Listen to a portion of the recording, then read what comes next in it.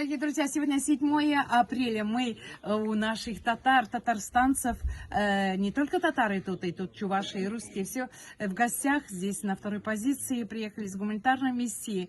Татары Сахалина вместе с татарами, мобилизованными из Татарстана, споют гимн татарского народа «Туган Тель», родной язык.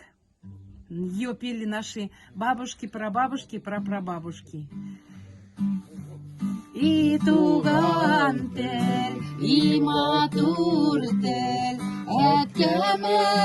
kemenin tele.